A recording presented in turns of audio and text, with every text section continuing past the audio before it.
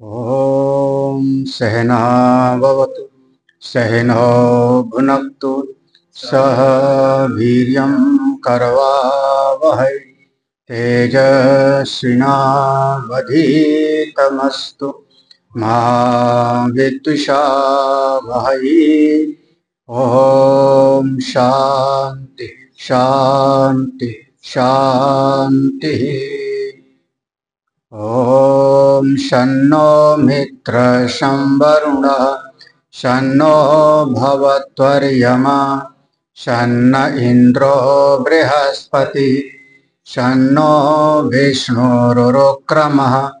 नमो ब्रह्मणे नमस्ते वायो त्वमेव प्रत्यक्षं ब्रह्मासि त्वामेव प्रत्यक्षं ब्रह्म वदिष्यामि ऋतं वदिष्यामि सत्यं वदिष्यामि तन्मामवतु तद्वक्तारमवतु अवतु माम् अवतु वक्तारम्। ॐ शान्ति शान्ति शान्तिः। शङ्करं शङ्कराचार्यं केशवं बादरायणं सूत्रभाष्यकृतौ वन्दे भगवन्तौ पुनः पुनः।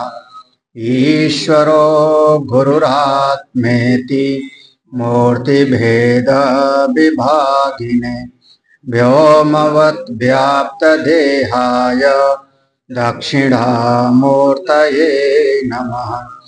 सदाशिवसमारम्भां शङ्कराचार्यमध्यमः अस्मदाचार्यपर्यन्तां वन्दे गुरुपरम्परां।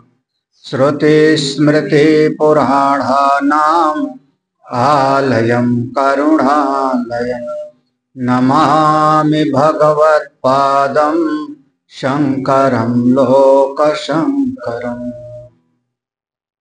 ओम अत्र एतत् चिन्त्यते। इस विषय में चिंतन किया जाता है।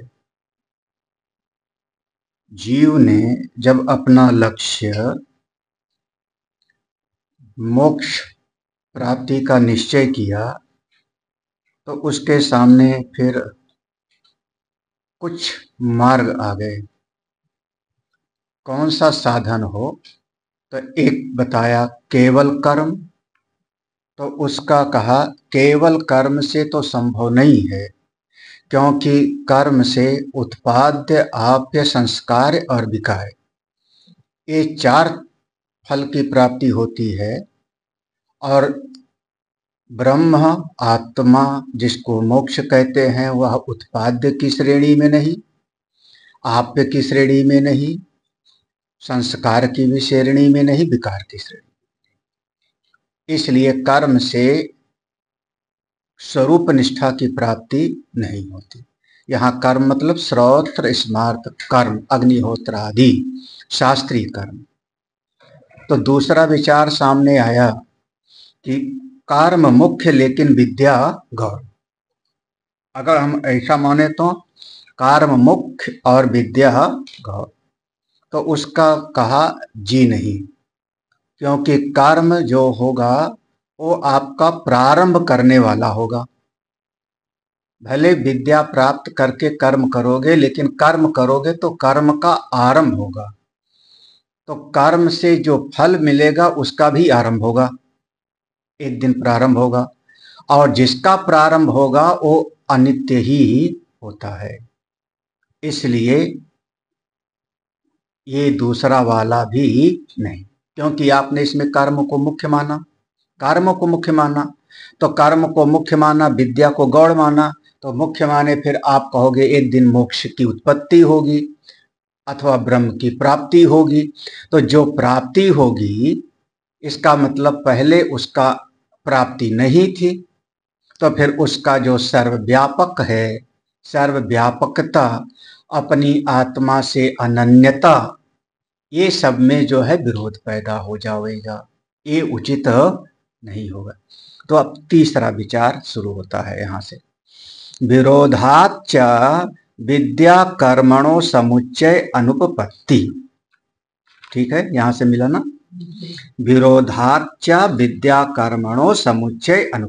अब ये यहां से ध्यान रखना है, अब एक तीसरा विचार होगा कि विद्या और कर्म दोनों का सह समुच्चय बिल्कुल साथ साथ चलता रहे, तो कहते अनुपपत्ति, ये भी युक्ति संगत नहीं। क्यों? प्रविलीन कर्त्रादि कारक विशेष तत्व विषया ही विद्या, तद विपरीत कारक साध्येन कर्मणा विरुध्यते। पहले ये समझ लो कि हम विद्या किसको कहते हैं और कर्म किसको कहते हैं। पहले आप उसको परिभाषित तो कर लो कि विद्या क्या है और कर्म क्या है। तो विद्या के लिए कहा, देखो, प्रविलीन कर्त्रादि, कर्ता आदि जो कारक हैं, ये जब लीन हो जाते हैं, इनका बाध निषेध हो जाता है, तब उस अवस्था में जो अनुभूति होती है उसको हम कहते हैं विद्या। ये पहले, जैसे मैं करता हूं, कर्ता ने मैं करता हूं, एक यहां से शुरू होगा। फिर आप किसी को कुछ दिया, आपने किसी को कुछ दिया तो वो कर्म हो जाएगा, आपने इस क्रिया को किया, कर्म हो गया। फिर किसी साधन के द्वारा आप करोगे तो सब कारक हो गया ना। देखो, कर्त्रादि कारक विशेषतया, कर्ता स्वयं, कर्म जो क्रिया कर रहा है, फिर उसमें किसी साधन के द्वारा करेगा और किसी प्रयोजन के लिए करेगा। फिर ये जो कारक बना, वो 7 कारक याद नहीं, कर्ता, कर्म, कारण, संप्रदान, अपादान, है ना। तो ये सब के सब प्रविलीन, जब ये सब के सब बाधित हो जाते हैं, प्रविलीन मतलब बाधित हो जाता है, उसका नाम होता है विद्या। हम ज्ञान उसको कह रहे हैं कि जहां पर कर्ता भाव गया, क्रिया आदि गई, सारा जितना करण आदि था उसका सबका मिथ्यात्व निश्चय हो गया, उसको हम कहते हैं विद्या। पहले परिभाषा समझ लो तो आगे बढ़ना। तद विपरीत कारक साध्येन, अच्छा, इसके विपरीत जब कर्म करोगे तो क्या होगा? कर्मणा कारक साध्येन, जब कोई कर्म करोगे तो उसमें ये सभी कारक की जरूरत पड़ती, तो कारक को आपको सत्य मान करके चलना पड़ेगा। इस आदमी ने कर्म किया तो हमने उसको कहा कर्ता, जो किया उसने कर। फिर इसने तलवार से मारा तो तलवार हो गया करण, तलवार करण हो गया। किस लिए मारा? जमीन हड़पने के लिए, प्रयोजन हो जाएगा। हाँ, साथ कौन दिया? बोले उसका एक साथी भी था, संबंध हो जाएगा। हाँ, कहां पर मारा? अमुक जगह पे मारा, युद्ध में, रणभूमि में मारा। तो कर्म जब कभी होगा तो उसमें सारे कारक समाये होंगे, बिना कारक के कर्म नहीं होता। तो कर्म हम उसको कहते हैं जिसमें सभी कारकों की आवश्यकता पड़ती है। कारकों को सही मान करके आदमी जो करता है उसको हम कहते हैं कर्म। और ज्ञान क्या है? जहां जितने कर्ता आदि कारक हैं उनको हम निषेध कर देते हैं, ये सत्य नहीं, ये सत्य नहीं, ये सत्य नहीं, तो बाध कर दिया, तो उसको नाम देते हैं विद्या। विरुध्यते, अब बताओ इसमें विरोध हुआ कि नहीं? विरुध्यते, विरोध हुआ ना।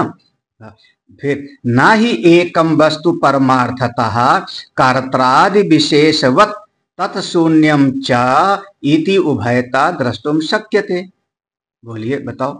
ना ही एकम वस्तु, एकम वस्तु एक ही चीज। आपने क्या कहा था? कर्म और ज्ञान दोनों साथ साथ चलता रहे ना, उसका विचार यही था, कर्म और ज्ञान साथ साथ चल। तो करें एकम वस्तु, एक ही चीज। परमार्थता जब हम विचार करते हैं तब वो कर्त्रादि विशेषवत, वो कर्ता आदि से युक्त भी होवे और तत्शून्यम च, और कर्ता आदि से रहित भी होवे। उस आदमी ने तलवार पकड़ी भी थी और हमने कहा तलवार नहीं भी पकड़ी थी, तो ये दोनों बातें एक साथ नहीं हो सकती। ये दोनों बातें एक साथ ना द्रष्टुम शक्यते, ये संभव नहीं। ऊपर जो ना है ना को यहां लगा लो। हाँ देखो, ही एकम वस्तु, ही माने क्योंकि, एकम वस्तु एक ही वस्तु, परमार्थतः परमार्थ दृष्टि से, विचार की दृष्टि से, कर्ता आदि विशेषवत, कर्ता आदि समस्त कारकों से जुड़ा रहेगा। विशेषवत माने जुड़ा रहेगा। और तत्शून्यम च, और कर्ता आदि भाव उसका नहीं भी है। इति उभयतः न द्रष्टुम शक्यते, ये दोनों बातें कभी दिखाया नहीं जा सकता, कभी बताया नहीं जा सकता कि वो आदमी चल भी रहा था और खड़ा भी था। ये दोनों बातें संभव नहीं। इसलिए पहले ये समझ, अब कर्म और ज्ञान का विरोध दिखा रहे हैं ना। पहले कर्म और ज्ञान दोनों का परिभाषा किया कि कर्म वो है जिसमें समस्त कारकों को लेके कोई क्रिया करता है, और ज्ञान वो है जिसमें समस्त कारक का जो वहां प्रबलीन यानी बाध हो जाता है। अब एक पहले हमारी परिभाषा समझ लो। अब उत्तर है कि ये दोनों में आपस में विरोध है। अब दोनों कैसे एक साथ कर सकते हो, आगे देखो। अवश्यम ही अन्यतर मिथ्या स्यात्, अन्यतरस्य च मिथ्यात्व प्रसंगे युक्तम यत् स्वाभाविक अज्ञान विषयस द्वैतस्य मिथ्यात्व। करें देखो, जब दो बातें आ गई सामने, अवश्यम ही अन्यतरम, अन्यतरम माने दो बातें आ गई तो दोनों में से एक, तो अवश्य ही दो में से एक तो झूठा होना चाहिए ना। अवश्यम ही अन्यतर मिथ्या, दो में से एक चीज तो झूठी होनी चाहिए। जैसे हमने कहा कि उसने तलवार से मारा तो एक कर्म हो गया। फिर हमने कहा नहीं, उसने कुछ नहीं किया, तलवार उलवार छुआ नहीं उसने, ना तलवार ना हाथ, तो दो, या तो कहिए मारा उसने तलवार आदि से, और या तो कहो कि उसने, तो दो में से एक तो मिथ्या होगी ना। आप कहो कि उसने कुछ नहीं किया और फिर कहो कि उसने तलवार से युद्ध किया, तो दोनों में से एक बात तो मिथ्या होगी कि नहीं। भाई उसने गाली दिया, और कैसे गाली दिया, मुंह से बोला, वाणी से गाली दिया, और फिर हमने कहा उसने कुछ नहीं किया, उसके वाणी नहीं है, तो दो में से एक चीज तो झूठी, दो में से एक चीज तो झूठी होगी। या तो कहिए उसने गाली दिया, और या तो कहिए उसके मुंह ही नहीं है, गाली क्या देगा। तो दो बातें हैं, दो में से एक तो झूठा होना। तो वही झूठा क्या होगा, हाँ झूठा क्या होगा, वही चीज, बिनु पग चले सुने बिनु काना, वही वाला। देखो कह रहे हैं अन्यतरश्च मिथ्यात्व प्रसंगे युक्तम, दो में से जब अन्यतरश्च, दो में से एक का जब मिथ्यात्व का निश्चय होगा तो किसको आप मिथ्या कहोगे,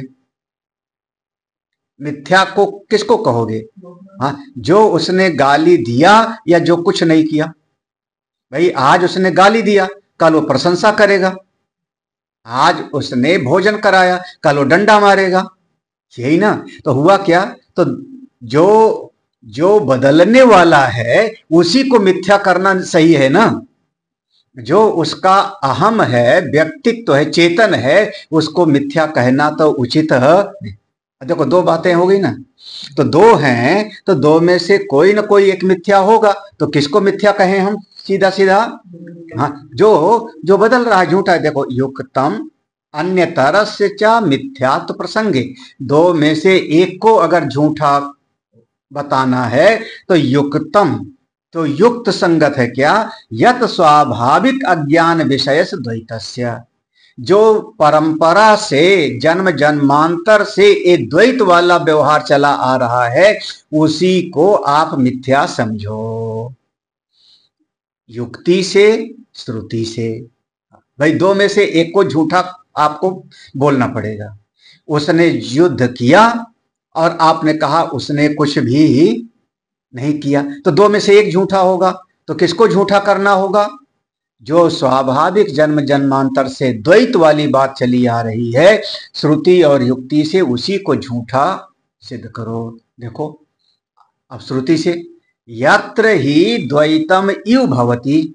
अभी बृहदारण्यक उपनिषद में लिखा, जहां पर द्वैत के जैसा दिखता है वहीं कर्म करेगा, वहीं संसार है। द्वैतम इव, इव माने द्वैत है नहीं, द्वैत है नहीं, लेकिन कैसा है? द्वैत के जैसा दिख रहा है, द्वैत के जैसा प्रतीति हो रहा है, तो द्वैत है ही नहीं।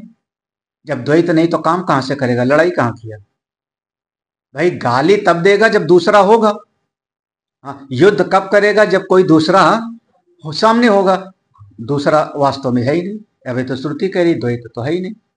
अच्छा, फिर देखो कठोपनिषद में क्या कहा? मृत्यो समृत्युम आपनोति यह ई नानेव पश्यति। ये पूरा मंत्र होगा वहां पे। मृत्यो सा, वो व्यक्ति जो भेद देखेगा, ये अलग ये अलग, ये तुम्हारा ये हमारा, वो भेद बुद्धि वाला, वो बार बार मरेगा, मरेगा फिर मरेगा, मरेगा फिर मरेगा। मृत्यो सा मृत्यु, मरेगा यानी अभी मर गया, फिर मरेगा, इसका मतलब जन्म लेगा और फिर मरेगा। बस इसी द्वैत में फंसा पड़ा रहेगा।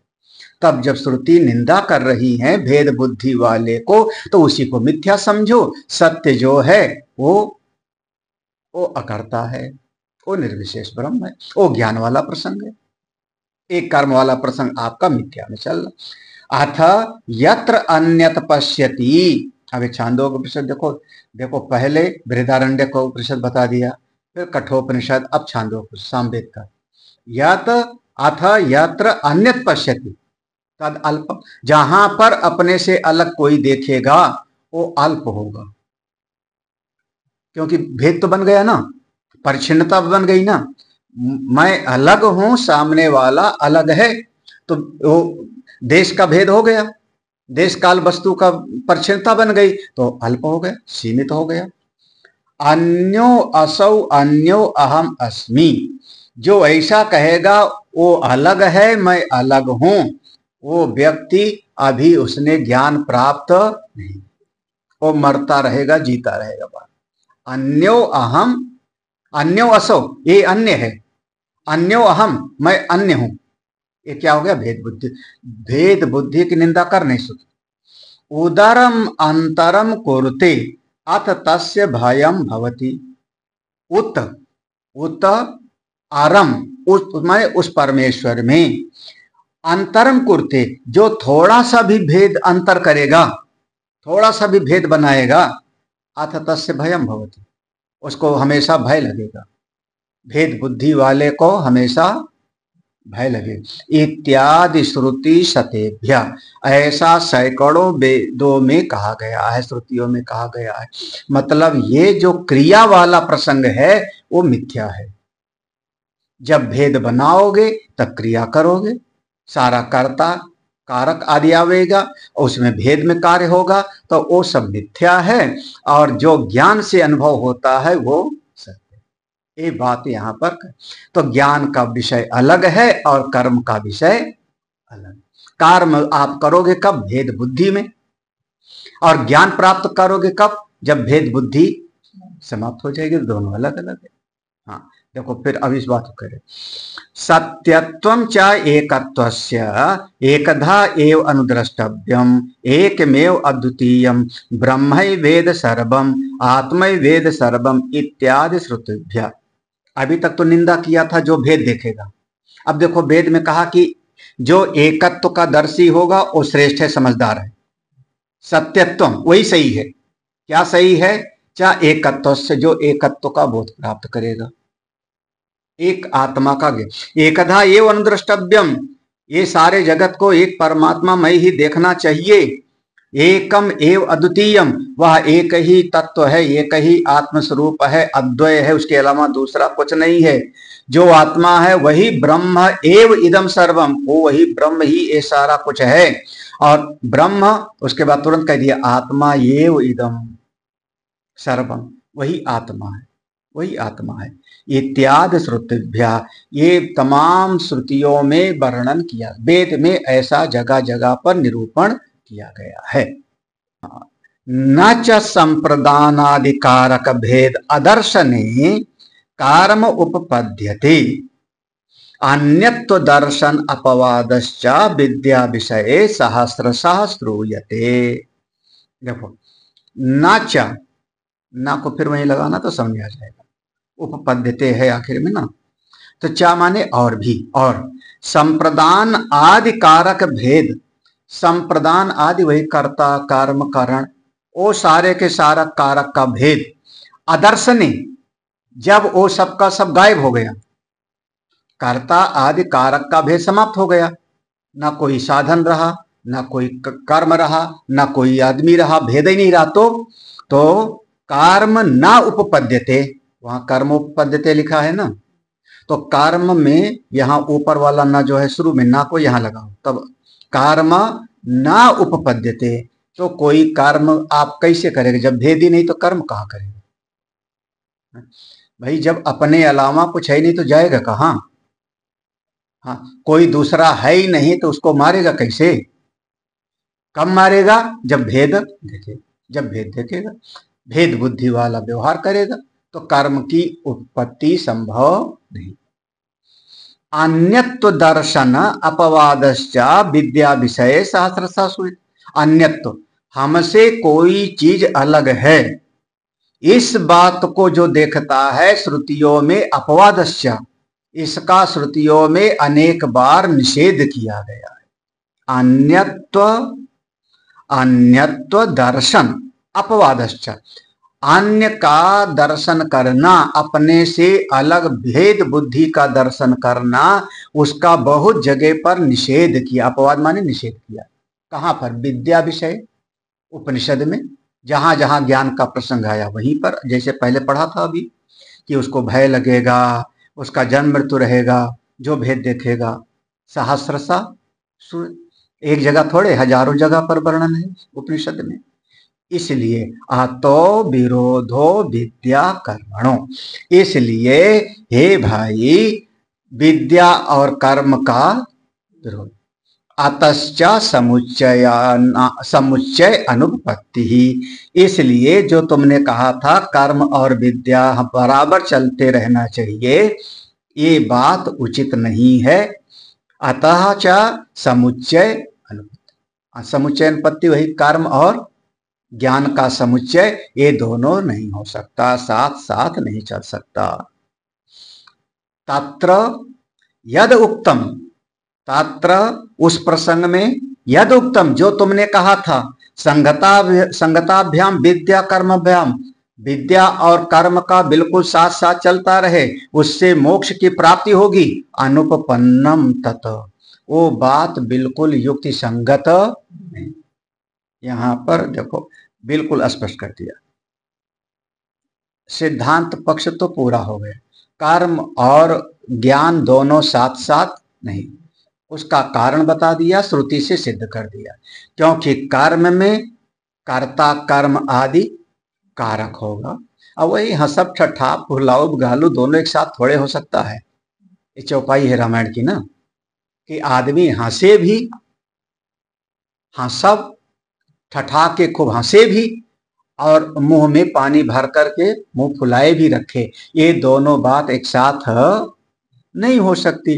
तो उसी प्रकार से कर्ता कर्म आदि एक कारक भी बना रहे और दोनों का निषेध भी हो जाए कर्ता कर्म का, ये दोनों एक साथ नहीं हो सकते। ज्ञान में इसका निषेध होता है और कर्म में इसको बनाए रखा जाता है। अरे वही पंडित जी संकल्प में पढ़ते नहीं, मेरा ये नाम है, मेरा ये गोत्र है, और आज मैं सत्यनारायण की कथा सुनने जा रहा हूं, हाँ, तो उसमें क्या किया, अपने आप को कर्ता बनाया, मेरा ये नाम है, मेरा गोत्र है, मैं इस यज्ञ हवन को करने मैं करता हूं। तो हवन करोगे तो कैसे, समिधा होगी, साकल्य होगी। अब क्या हो गया, वो करण हो गया, आपने शुरुआत से उसमें घी डाला, काय के लिए किया, तो संकल्प में पढ़ेंगे नहीं, धर्म अर्थ काम मोक्ष प्राप्त्यर्थम अमुक अमुक फल की हमको आज प्राप्ति होवे, और फिर दुखों से निवृत्ति होवे, एक अपादान हो जाएगा। अपादान क्या होगा, से अलग होने के अर्थ में, हमारे जीवन के जो दुख हैं उनसे। फिर कैसे संबंध क्या होगा? हम पंडित जी पढ़ देंगे, कुल परिवार के सहित सबका भला होवे, हमारे पूरे परिवार के सहित भला होवे, ये संबंध हो जाएगा। तो ये भी कर्म में इसकी जरूरत होगी और ज्ञान में, जहां ये कही है वहां कौन से कर्ण की जरूरत पड़े? इसलिए ज्ञान और कर्म दोनों एक साथ बराबर बराबर नहीं हो सकता। सिद्धांत पूरा हो गया, लेकिन अब उसने तर्क किया कुछ। अब ये जो है एक पूर्व पक्षी का, विहितत्वात् कर्मणाम श्रुति विरोध इति चेत विद्यत, क्या है, विहितत्वात् कर्मणाम श्रुति विरोध इति चेत। अब ये प्रश्न है कि विहितत्वात्, वेद में विधि बताया है, वेद भगवान ने कर्म की विधि बताई है कि तुमको कर्म करते रहना चाहिए। कुर्वन्नेवेह कर्माणि जिजीविषे सतम क्षमा, यावत जीवे तावत जुहोति, जब तक जिए तब तक वो कर्म करते हुए ही जिए। शांति मंत्र में पढ़ते नहीं हो, स्थिरई अंगई ही स्तुष्टुआगुम शस्त व्यशेम देव हितम। तो देखो, श्रुति विरोध हित चेत, तो ये तो वेद की बात का विरोध हो जाएगा, क्योंकि वेद ने तो कहा कि जब तक जियो तब तक कर्म करते रहो, तो ये तो विरोध हो जाएगा। तो यहां से फिर अब उत्तर देते हैं, और ये जो आगे का है, अभी ये प्रश्न ही है, ये भी प्रश्न वाले ने दृष्टांत देके बताया। यत यत उपमृद्य, यत उपमृत यह कर्त्राधिकारक विशेषम आत्म एकत्व विज्ञानम विधीयते, सर्पादि भ्रांति विज्ञान उपमर्दक रज्ज्वादि विषय विज्ञानवत। थोड़ा सा ये विचारणीय विषय है। हाँ, यत यत, इसको संधि विच्छेद कर लेना। यत उपमृत, उपमृत माने रगड़ देना, मिटा देना। जो जो तुमने मिटा दिया, जो मिटा दिया, किसको मिटा दिया? कर्तार्थ कारक विशेषम, कर्ता कारक आदि जो थे उनको क्या किया तुमने? मिटा दिया। कहां पर? ज्ञान वाले प्रसंग में ना, आपने कह दिया कि ये सब है नहीं। तो यत उपमृत कर्त्रार्थ कारक आदि विषम विशेषम, जो तुमने इसको जो है सबका सब मिटा दिया। तब आत्म एकत्व विज्ञानम विधीयते, तो उस समय पर जब आपने कर्ता कारक आदि को मिटा दिया, किस लिए? आत्मा के एकत्व का ज्ञान प्राप्त होवे, इसलिए। तो आपने कर्ता कर्म आदि को सब उसको उपमृत माने उसका तुमने जो है सब बंटाधार कर दिया, सब झूठा है, सब बेकार है, वो सब सही ही नहीं। तो भाई एक बात बताओ, हाँ अब यहां करें, देखो अब एक बात बताओ, कर्ता कर्म आदि जब तुमने मिटाई दिया, तो जो वेद भगवान ने कहा है कि तुमको जब तक जीवन रहेगा तब तक तुमको करते रहना चाहे, तो तुमने वेद का विरोध कर दिया ना। हाँ भाई, वेद भगवान ने कहा ना कि तुमको यज्ञ करते हुए स्थिरई अंगई ही, तो यज्ञ करते हुए जियो, तो तुमने कर्ता कारक आदि को मिटा दिया एकत्व के ज्ञान के लिए, तो वेद का विरोध हो गया। कैसे? दृष्टांत दिया है, दृष्टांत है सर्पादि भ्रांति विज्ञान उपमर्दक रज्ज्वादि विषय विज्ञान। कैसे कैसे आपने मिटा दिया? जैसे रस्सी पर सांप, तो रज्ज्वा सर्पादि भ्रांत, रस्सी के ऊपर जो सर्प दिखाई पड़ा था, वो सर्प हमने आंखों से देखा था अपने, तो आंख हमारा करण हुआ ना, देखने वाला मैं था, देखने वाला मैं था, देखा किससे? अपनी आंख से, करण से, करण। तो उसमें जो हमारा कर्ता आदि कारक था, आपने कहा सर्प मिथ्या है, सर्प झूठा है, तो कर्ता और जो करण आदि था वो सब झूठा हो गया। तो जैसे वहां झूठा हो गया, ऐसे तुमने जगत में सारा झूठा कर दिया, कर्ता कारक आदि को। तो वेद किसको कह रहे हैं फिर? वेद भगवान किसको आज्ञा दे रहे हैं कि तुमको कर्म करते हुए ही जीना। हाँ, ये तो तुम्हारा मत है ना। तुम वहां, यहां उसकी बात है जो कह रहा है कि जिंदगी, अच्छा तुमने कहा अज्ञानियों के लिए कहा, तो जब ज्ञान हो जाएगा तब? तो ये तो तुम्हारा मत हो गया। वो कह रहा है कि कर्म और ज्ञान दोनों साथ साथ चलते रहना चाहिए, उसका बात है ना। तो वो अपनी बात को कह रहा है कि भाई ये आप अपनी बात, अभी वेदांत वाला जो पढ़ा हुआ है ना, पहले से वो लगा दिया कि अज्ञानियों के लिए कहा है। वो कह रहा है कि वेद में जब ये वर्णन आया है कि तुमको जब तक जीवन है तब तक यज्ञ आदि कर्म करते हुए जीना चाहिए, ये तो श्रुति ने कहा है। और आप कहोगे कर्ता कारक आदि सब झूठा है, तो फिर वो वेद भगवान का जो उपदेश है किसके लिए होगा? वेद का आपने विरोध कर दिया। इसलिए, और दृष्टांत क्या दिया? जैसे सर्प के ज्ञान को आपने निषेध कर दिया तो वहां समस्त कारक का निषेध हो गया, ऐसे इस जगत में भी समस्त कारकों का निषेध कर दोगे तो श्रुति से विरोध हो जाएगा। हाँ, तो वही बात है, ज्ञान के लिए नहीं जरूरत, चलो ठीक है। लेकिन वेद ने तो कहा है कि जब तक जियो तब तक कर्म करो। वेद को प्रमाण मानते हो कि नहीं? श्रुति प्रमाण है कि नहीं? तो वो कह रहा है वेद में तो ऐसी बात है ना।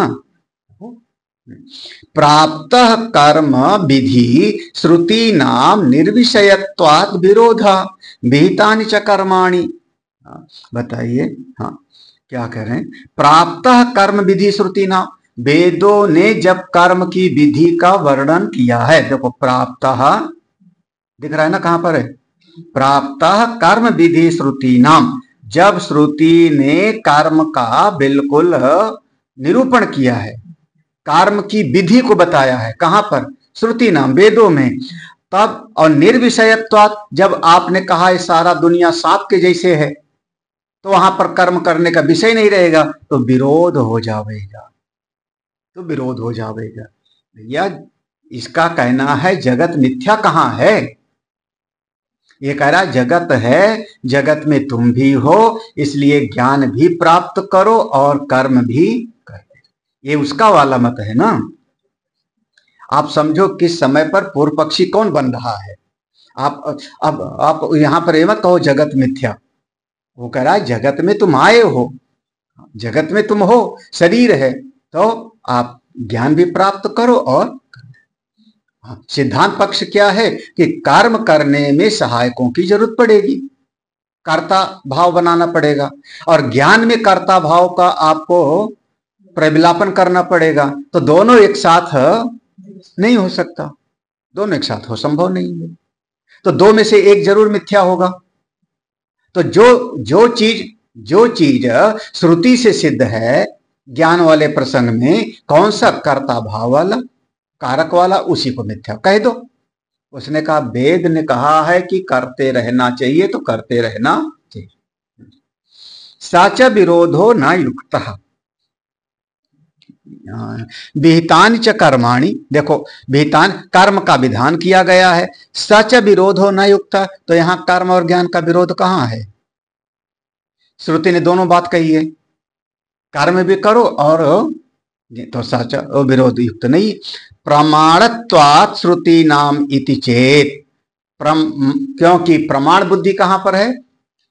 प्रमाणत्वात्, प्रमाण होने से, किसमें प्रमाण बुद्धि है? श्रुति नाम, वेद में प्रमाण बुद्धि है, वेद को हम सत्य मानते हैं, इसलिए ऐसे करते रहना चाहिए। किसका? पूर्व पक्षी का मत है।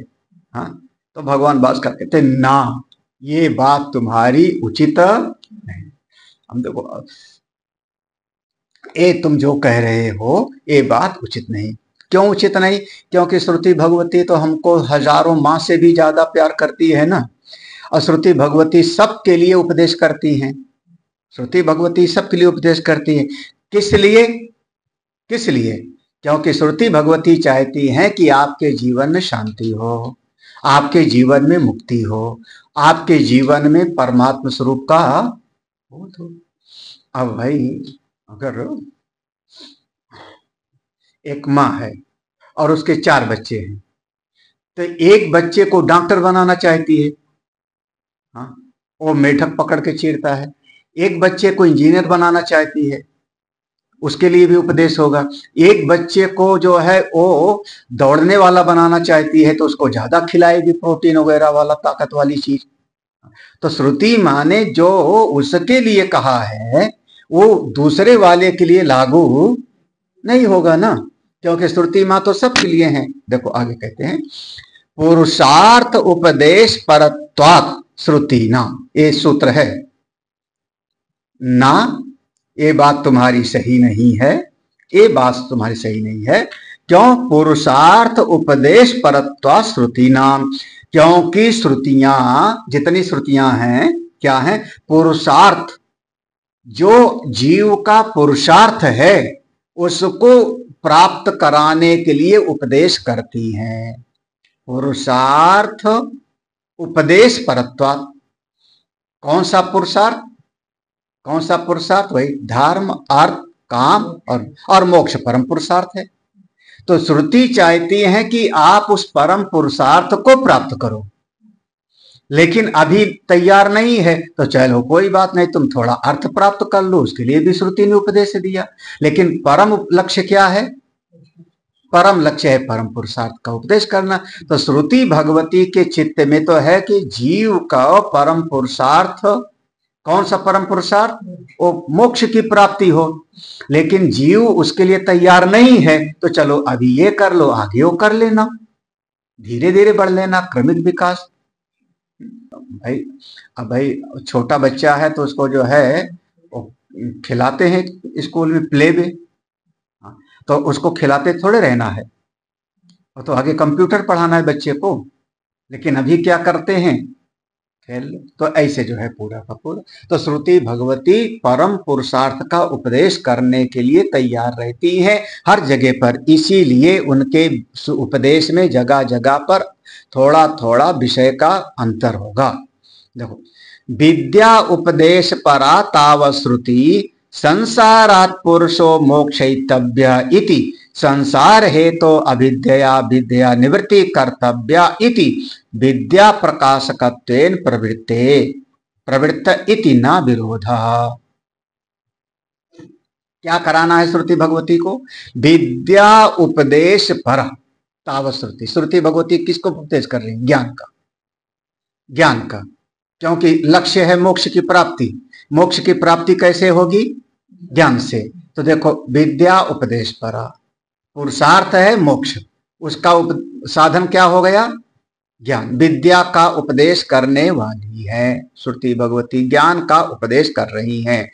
और अच्छा, कहां से? कहां से? इस संसारात् पुरुषो मोक्षयितव्य, इस संसार से पुरुष को मोक्ष की प्राप्ति हो। जन्म मृत्यु के चक्र से पुरुष को मुक्ति की, संसारात् माने इस भव सागर से, दुखों के सागर से पुरुषो मोक्षयितव्य, उसको मोक्ष की प्राप्ति हो। परम पुरुषार्थ है, उसी का उपदेश करना चाह रही हैं। मोक्ष की प्राप्ति होगी ज्ञान से, विद्या से, और विद्या प्राप्त होगा तो संसार से उसका छुटकारा होगा। ये श्रुति भगवती के चित्त में है, इसीलिए वह ज्ञान का उपदेश करती। ये जो संसार से छुटकारा पाना चाहते हैं, संसार क्यों बना? ये किससे बना? तो संसार है तो अविद्या। संसार का मूल क्या हुआ? अविद्या। संसार का हेतु अविद्या, विद्या निवृत्ति। तो ये अविद्या कैसे दूर होगी? विद्या से। विद्या निवृत्ति कर्तव्य इति, यही जीव का कर्तव्य है। तो उस विद्या का प्रकाशकत्वेन प्रवृत्त, उस विद्या का प्रकाशित करने के लिए श्रुति भगवती प्रवृत्त हो रही है। हाँ, संसार का हेतु अज्ञान, इस संसार से जीव को मोक्ष प्राप्त कराना है। मोक्ष प्राप्त कराने के लिए बिना ब्रह्म विद्या के संभव नहीं। और ब्रह्म विद्या से उसको परम पुरुषार्थ की प्राप्ति हो जाएगी। इसलिए श्रुति भगवती जीव को, पुरुष को, प्राणी को ब्रह्म विद्या का उपदेश कराने में तत्पर हैं, वहां तक ले जाती हैं। हाँ, इसलिए भैया जो तुम कह रहे हो ठीक नहीं है। उसने कहा आपने इतना तो भाषण दे दिया, परम पुरुषार्थ और उसका साधन है विद्या, ये सब ना, संसार का हेतु है अविद्या, ये पूरा पैराग्राफ उसने कहा आपने इतना तो बात बता दी, लेकिन मेरा वो प्रश्न तो ज्यों का त्यों रहा ना। भाई मेरा प्रश्न क्या था कि श्रुति ने कहा है कि जब तक जियो तब तक कर्म करते रहना, वो तो बात तुमने कहा, उसका तो बात ही नहीं लिया तुमने। तुमने पूरा बता दिया, परम पुरुषार्थ है मोक्ष की प्राप्ति, संसार से छुटकारा पाना और जीव को उस परम पुरुषार्थ की प्राप्ति हो, यही श्रुति भगवती बताना चाहे, इसीलिए ब्रह्म विद्या का उपदेश। लेकिन मेरी बात तो तुमने जो है वो उस तो कहते, देखो ये प्रश्न है, एवं अपि कर्त्रादिकारक सद्भाव प्रतिपादन परम शास्त्रम विरुध्यते एव इति चेत। एवं अपि, तुम्हारी बात जो कहा वो बिल्कुल सही है। हाँ, वो अब उसका कोई खंडन नहीं। कौन सी बात? परम पुरुषार्थ मोक्ष की प्राप्ति है, उसका उपाय क्या हो गया? विद्या। और उस विद्या से क्या होगा? संसार का हेतु जो अविद्या है वो नष्ट हो जाएगी। तो विद्या का प्रकाशन करने वाली श्रुति, तुम्हारी बात बिल्कुल सही। एवं एवं मैंने मान लिया। बहुत अच्छा है जब मान लेता है कोई तो। हाँ, एक ने कही दूजे ने मानी, दोनों ब्रह्मज्ञानी, है ना। हाँ, और जहां पर, लेकिन हम लोग तो मानते तो हैं नहीं, लेकिन लगा देंगे। हाँ, अगर मगर परंतु लेकिन, वही वो कह रहा है। एवं अपि, आपकी बात सही है, ऐसा होने पर भी, एवं अपि माने ऐसा होने पर भी, लेकिन क्या? कर्त्रादि कारक सद्भाव प्रतिपादन, कर्ता आदि जो कारक हैं उसका तो श्रुति ने सद्भाव रूप में प्रतिपादित किया। सद्भाव माने वो सही है। मिथ्या क्यों बोलोगे? तब मिथ्या मत बोलना, सद्भाव शब्द है। करता है, कर्म करता है वो जीव, कारण के द्वारा करता है, किसी प्रयोजन की प्राप्ति के लिए करता है। तो कर्तादि कारक सद्भाव प्रतिपादन शास्त्रम विरुद्ध। तो वो जो श्रुतियां वेद में जो कर्ता आदि कारक का सद्भाव, सद्भाव माने वो सही है, कर्ता भी है कारक भी है, तभी तो कर्म का उपदेश किया। तो उससे तो अभी विरोध हुआ ही ना। तो कहते हैं ना ना, ये बात सही नहीं है।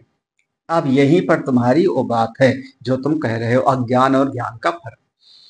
यथा प्राप्तम एव कारकः, कारक, यथा प्राप्तम एव कारक अस्तित्वम उपादाय उपात्त दुरित क्षयार्थम कर्माणि विदधत् शास्त्रम मुमुक्षूणाम फलार्थीनाम च फल साधनम न कारक अस्तित्वे व्याप्रियते।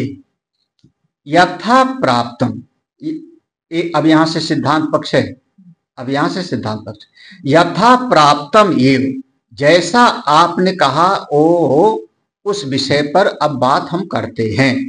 कारक अस्तित्व, ये जो कारक की सत्ता है, वो कारक माने समझना वो सातों, हाँ सातों विभक्ति, कर्ता से लेकर के संबोधन तक, भो हे अरे ऐसा कहते हैं ना, वहां संबोधन तक। तो ये इनका जो अस्तित्व है उपादाय, इसको स्वीकार करके ही कर्ता आदि कारक को, इनकी अस्तित्व को स्वीकार करके ही श्रुति उपदेश करती है। श्रुति थोड़े कहती है कि जो है नहीं नहीं अभी इसको झूठा कर दो, उपादाय। अच्छा, लेकिन श्रुति करती क्यों है ये उपदेश? कर्ता आदि को स्वीकार क्यों कर लिया? तो कह रही उपात दुरित क्षयार्थम कर्माणि विदधत्। तुमने इकट्ठा कर रखा है ना बहुत सारा, उपात माने संग्रह, तुमने इकट्ठा कर रखा है बहुत सारा। क्या ऊपर इकट्ठा कर रखा है? दुरित, बहुत सारे पाप इकट्ठा कर रखा है 84 लाख योनियों में। तो वो जो तुमने बहुत सारे अपने संचित कर्म और बहुत सारे जो कर्म इकट्ठा कर रखा है, क्षयार्थम कर्माणि विदधति, उनके क्षय करने के लिए श्रुति भगवती कर्म का उपदेश करती है। अब पंक्ति समझ आई यहां तक ना? विदधत, हाँ। यथा प्राप्तम, जब ये विषय आया इस विषय में, तो कारक अस्तित्व उपादाय, कारक की सत्ता को स्वीकार करके जो जीव ने बहुत जन्मों जन्मों में प्रतिबंध इकट्ठा कर रखा है, कर्म इकट्ठा कर रखा है, दुख देने वाला दुरित, क्षयार्थम कर्माणि विदितत्, उनका नाश होवे, इसीलिए कर्मों का श्रुति विधान करती। भाई अगर किसी के जीवन में कोई पुराना कर्म नहीं होवे, अब उसके मन में कोई प्रयोजन ही नहीं है, तो क्यों करेगा वो? प्रयोजन ही नहीं है तो संप्रदान गया ना। कारक में एक संप्रदान है ना, के लिए कोई प्रयोजन ही नहीं है, समाज सेवा का भी प्रयोजन नहीं है, तो कर्म क्यों करेगा वो? जब कारक नहीं होगा तो अच्छा कुछ, हाँ चलो क्यों कर रहा है वो? क्योंकि हमको आज मेरा मन दुखी है तो मेरे मन का दुख, तो क्या करो, हनुमान चालीसा पढ़ लो। अब देखो, तो आप हनुमान चालीसा पढ़ने लगे किस लिए? अपने मन का दुख दूर करने, तो उसमें संप्रदान आ गया ना। कैसे कैसे पढ़ोगे हनुमान चालीसा? वाणी से, करण आ गया ना। तो एक कारक आदि का अस्तित्व स्वीकार करके हमारे जीवन के जो तमाम तरह के दुरित उपसंग्रह है उनको क्षय करने के लिए श्रुति बताती है। विदधत शास्त्र मुमुक्षूणाम फलार्थिनाम च फल साधनम न कारक अस्तित्व व्याप्रियते। जो मुमुक्षु है ना, देखो फल का अर्थ ही है, मुमुक्षु है, फल का अर्थ है, फल को चाहता है, उसके लिए फल साधनम, उसके लिए फल की प्राप्ति के लिए साधन श्रुति बताती है। भैया तुमको स्वर्ग चाहिए तो यज्ञ कर लो, तुमको रथ चाहिए तो ऐसा आप आहुति दो, यही ना, ऐसी आहुति दोगे तो तुमको अजय रथ मिल जाएगा। किसको? जैसे राजा बलि को मिल गया, जैसे मेघनाथ को मिलने वाला था निकुंभिला के मंदिर में अजय रथ, है ना, तुमको अजय रथ मिल जाएगा। ऐसी आहुति दो, तुमको चाहिए तो वहां पर न कारक अस्तित्व व्याप्रियते, वहां पर कारक की सत्ता का प्रतिपादन नहीं किया गया है। वहां जिसके मन में फल की कोई इच्छा है उसके लिए कर्म का विधान है। वहां ये बताने का प्रयोजन नहीं कि ये जो कारक है ये सत्य है। श्रुति में जहां कहा कि यावत जीवे तावत जो होती, अच्छा वहीं पर है ना, कुर्वन् नैवेह कर्माणि जिजी विषेद सत, ये विधान किया गया कि कर्म करते हुए ही 100 साल तक जीने की इच्छा करो। एवं त्वयि ना अन्यथा, इसके अलावा तुम्हारे लिए कोई और दूसरा उपाय है नहीं। क्यों नहीं है दूसरा उपाय? क्योंकि अभी तुम कोई ना कोई अभिलाषा वाले हो, तुमको संसार की कोई फल की कामना है, इसलिए तुमको कर्म करते। तो चलिए यहां तक वहां, यहां पर ये सिद्धांत निश्चित है कि ना कारक अस्तित्व व्यापृत, कारक के अस्तित्व की सत्ता को सिद्ध करने में श्रुति नहीं, श्रुति का जो प्रयास है, श्रुति ये नहीं कह रही कि जो कारक है वो सही है, श्रुति ये कह रही कि जीव के मन में अमुक इच्छा है तो उसको ऐसा करना चाहिए। फल की इच्छा है तो कर्म करे, मुमुक्षु है तो विद्या को प्राप्त करे। मुमुक्षु नाम फलार्थी नाम, बाह्य जगत का फल चाहिए तो ऐसा करो, हाँ मुमुक्षु है तो अपना यज्ञ आदि करो, अमुक करो। उपचित दुरित प्रतिबंधस्य ही विद्या उत्पत्ति न अवकल्पते। उपचित, वही चीज, उपचित माने जो इकट्ठा कर रखा है आप लोगों ने, जो बहुत सारा इकट्ठा कर रखा है। उपचित क्या इकट्ठा कर रखा है? दुरित। हाँ हाँ, दुख देने वाला। हाँ, दुरित माने जो हमारे जीवन में दुखाकार वृत्ति का सृजन करे। तो उपचित माने इकट्ठा कर रखा है दुख देने वाला, प्रतिबंधस्य, वो क्या बन गया? ज्ञान के मार्ग में प्रतिबंध बन गया। दुख देने, इसीलिए हमने क्या कहा? हमने पाप नहीं बोला, हमने कहा दुख देने वाला। अब आप जो है मन में इच्छा हुई कि बेलपत्री तोड़ूं और शिव जी को चढ़ाऊं, पुण्य है ना। और बेल के पेड़ पे चढ़े और लुढ़क गए और टांग टूट गई। अभी हुआ लखनऊ में। क्या हुआ? अभी पुण्य हुआ कि पाप हुआ उसका बेल पर चढ़ना? तो जो इसलिए उपचित दुरित, दुख देने वाला जितना संग्रह कर रखा है वो क्या बन गया? प्रतिबंधस्य, ज्ञान के मार्ग में बन जाएगा क्या? प्रतिबंध से ही विद्या उत्पत्ति। अब जब तक ये रहेगा, जब तक रहेगा कौन सा? प्रतिबंध, तब तक विद्या उत्पत्ति ना अकल्पते, तब तक ज्ञान की उत्पत्ति नहीं होगी। वो जो इतना संग्रह कर रखा है इतने जन्मों में, हाँ, दुखों वाला इकट्ठा, जब तक वो गठरी पीठ पे रहेगी तब तक विद्या ना अवकल्पते, तब तक ज्ञान की प्राप्ति।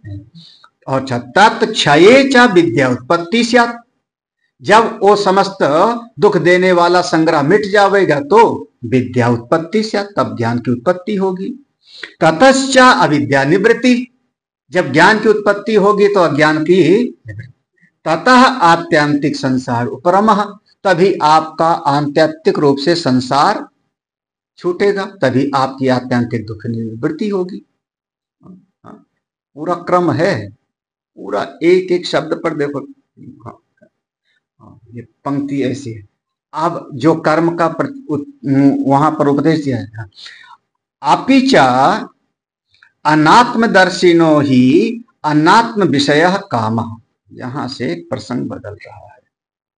और बहुत बढ़िया, इतना समझ में आया ना ये प्रसंग पूरा का पूरा। तत्क्षये च विद्या उत्पत्ति स्यात्, ततश्च अविद्या निवृत्ति, ततः आत्यंतिक संसार।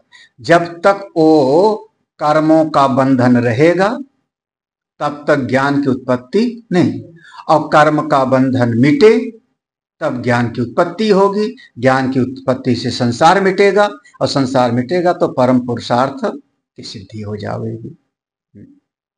अच्छा, संचित पापों के क्षय के लिए, हाँ ऊपर, हाँ तो दुरित क्षयार्थम कर्माण विदितति। हाँ, तो संचित पापों के क्षय के लिए कर्मों का विधान करने वाला, साथ यही पढ़ रही हूँ ना। हाँ, तो संचित प्रारब्ध लेके आया है, बिल्कुल, और प्रारब्ध लेके आया है, प्रारब्ध का भोग करता रहेगा, फिर कुछ यहाँ इकट्ठा करेगा, संचित यहाँ नया कुछ करेगा, तो फिर वो जो संचित होगा उसमें से हमारा पाप पुण्य में वृत्ति नहीं है, हमारा है कि दुख जो देवे सोई कर्म का परिणाम है। हाँ तो ठीक है, लिखा होगा पाप से भी दुख होता है, पुण्य से भी दुख होता है, मेरा ये कहने का मतलब। हाँ, तो दोनों से मुक्ति चाहिए, दोनों से मुक्ति चाहिए। तो हाँ, तो संचित कर्म का नाश हमारे यहाँ के किए गए कर्म से पूरा का पूरा नहीं हो, पूरा का पूरा नहीं, लेकिन क्षणिक दुख की निवृत्ति तो होगी ना, इसीलिए कर्म का उपदेश किया गया है, इसीलिए कर्म का उपदेश किया गया है। अगला जो पैराग्राफ है बहुत बढ़िया है, शाम को पढ़ते हैं। ओम पूर्णमदः पूर्णमिदं पूर्णात् पूर्णमुदच्यते पूर्णस्य पूर्णमादाय पूर्णमेवावशिष्यते। ओम शांति शांति शांति। हरि ओम। श्री गुरुभ्यो नमः। हरि ओम।